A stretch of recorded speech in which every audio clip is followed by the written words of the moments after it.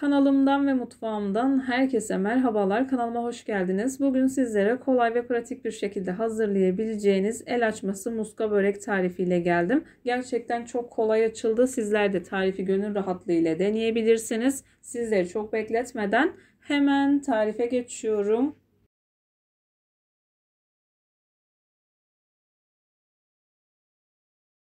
Tarifim için ilk olarak yoğurma kabıma 5 bardak un, 1 tatlı kaşığı tuz, 1 bardak kadar suyu ekleyerek unu alttan yavaş yavaş alarak hamurumu yoğurmaya başlıyorum.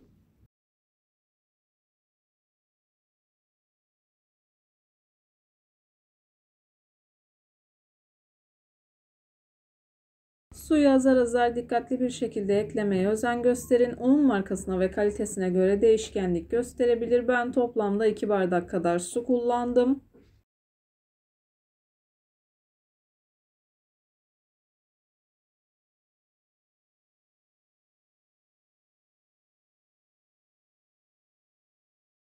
Hamuru bir süre yoğurma kabında yoğurup toparladıktan sonra masada yoğurmaya devam ediyorum. Bu tarz tarifler yaparken dikkat etmeniz gereken en önemli nokta özlü ve güzel bir hamur yoğurmaktır. Hamuru ne kadar güzel yoğurursanız yaptığınız hamur işi tariflerinden o kadar memnun kalırsınız.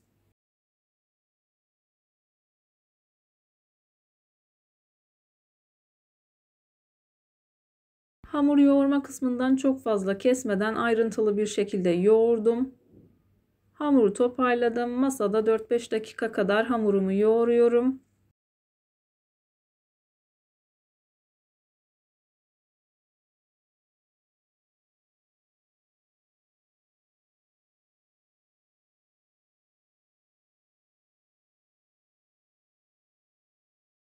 Ben hamurumu yoğurmaya devam ederken buraya kadar gelmiş olan siz değerli takipçilerimden her zaman olduğu gibi ricam yoruma kalp olur, emoji olur veya tarifim hakkında farklı bir fikriniz varsa bunu da benimle paylaşabilirsiniz. Ayrıca videolarımı sevdiğiniz kişilerle de paylaşarak bana bu şekilde destek olabilirsiniz.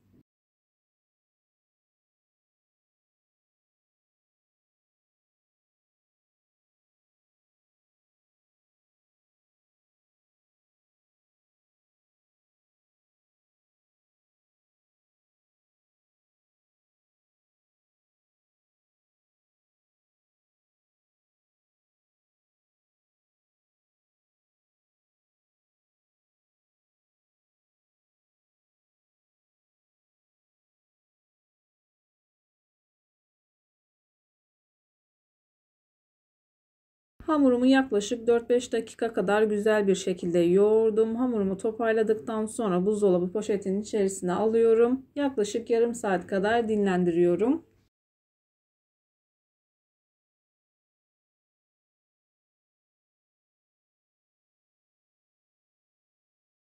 Yarım saat kadar dinlendirdiğim hamuru poşetin içerisinden çıkartıyorum. Bezelerimi hazırlamaya başlıyorum. Ben bu hamurdan toplamda 10 adet beze elde ettim. İsterseniz daha küçük veya daha da büyük hazırlayabilirsiniz. Hamurun güzelliğini görüyorsunuz. Gerçekten mükemmel oldu.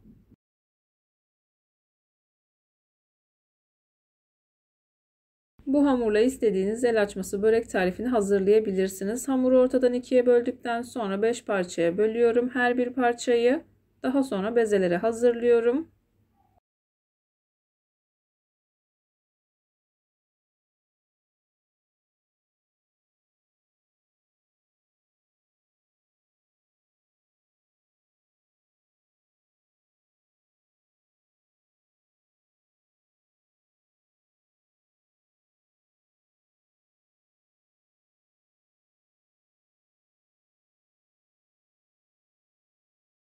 Bezelerimi hazırladım. Uygun bir borcamın içerisine 2-3 yemek kaşığı kadar sıvı yağını bu şekilde ekledim.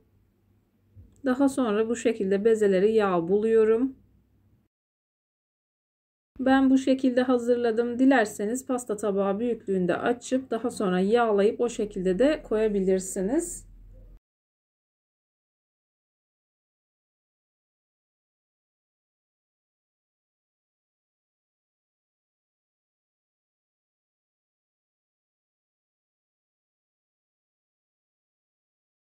Bezeleri yağladıktan sonra üzerine bu şekilde bastırıyorum.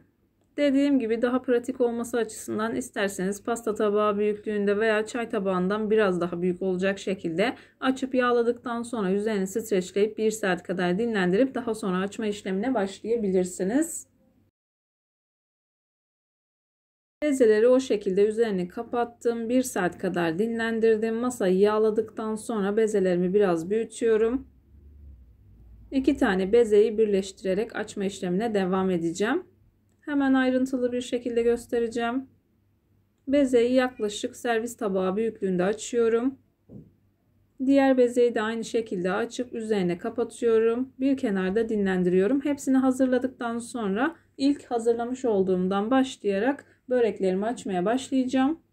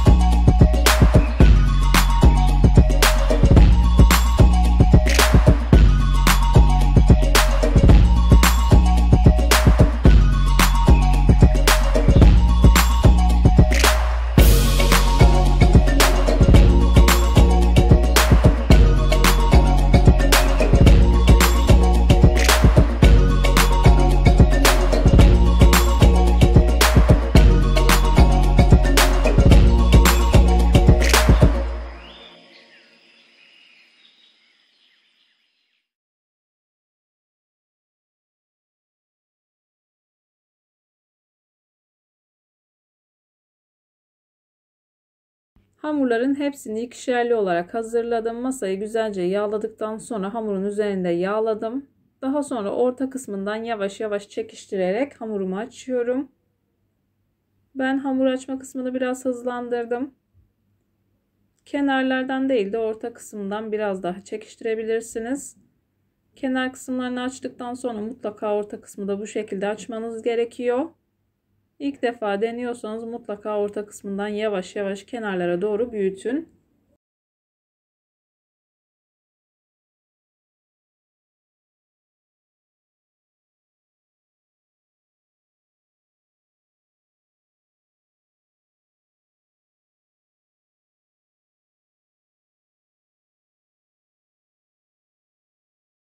Hamuru yeteri kadar açtım. Kenar kısımlarındaki kalınlıkları isterseniz rulet yardımıyla isterseniz elinizle kesebilirsiniz. Fazla olan kısımları toparlayıp en son tavada pişirebilirsiniz. İç malzemesi için ben patates, soğan, karabiber ve tuz kullandım. İsterseniz miktarı videonun altındaki açıklama kısmına eklerim. Bu şekilde iç harcını koyduktan sonra daha sonra muska şeklinde sarıyorum. İsterseniz direkt yuvarlak yuvarlak da sarabilirsiniz.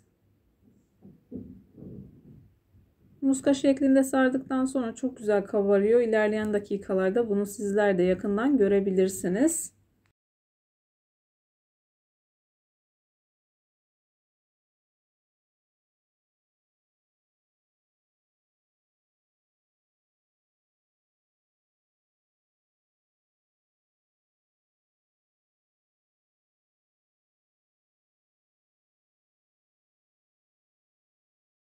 Videolarımda yapmış olduğum tariflerin elimden geldiği kadarıyla püf noktalarını vermeye çalışıyorum. Ama yine de aklınıza takılan herhangi bir şey olursa yorumlara yazarsanız gördüğüm zaman sizlere dönüş sağlarım. Yine aynı zamanda videonun altındaki açıklama kısmına malzeme listesini tam not olarak ekleyeceğim. Dilerseniz Oradan da bakabilirsiniz.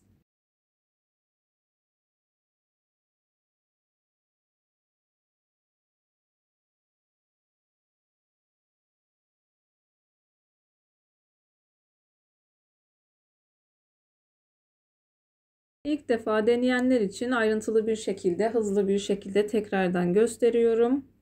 Hamuru bu şekilde orta kısmından biraz çekiştirdikten sonra kenar kısımlarından büyütmeye devam ediyorum. Hamurun yağlı olmasına dikkat edin. Kuruma yaptığı zaman yırtılacaktır.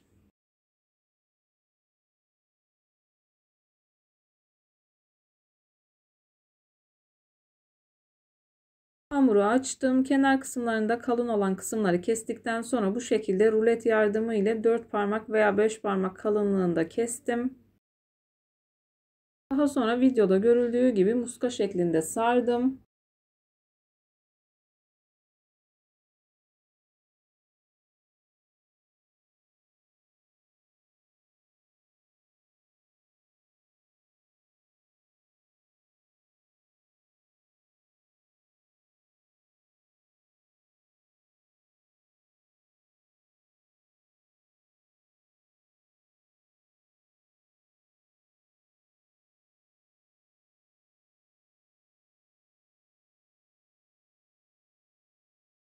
Böreklerin hepsini hazırladım. Hemen videoda görüldüğü gibi üzerine sıvı yağ sürüyorum. Kesinlikle başka herhangi bir şey sürmüyorum.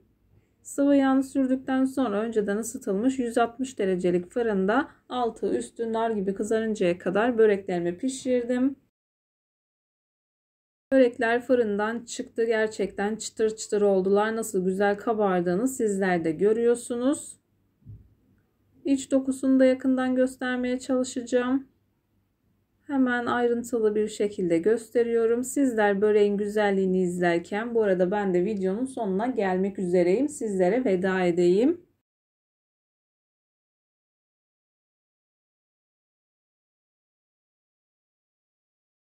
Bir videonun bir tarifin daha sonuna geldim. Umarım tarifimi beğenmişsinizdir. Tarifimi beğendiyseniz beğenmeyi, kanalıma hala abone değilseniz bu videodan sonra kanalıma abone olmayı, bildirim zilini açmayı lütfen unutmayın. Kendinize ve sevdiklerinize çok iyi bakın. Başka bir tarifte, başka bir lezzette görüşmek üzere. Hoşça kalın. Allah'a emanet olun.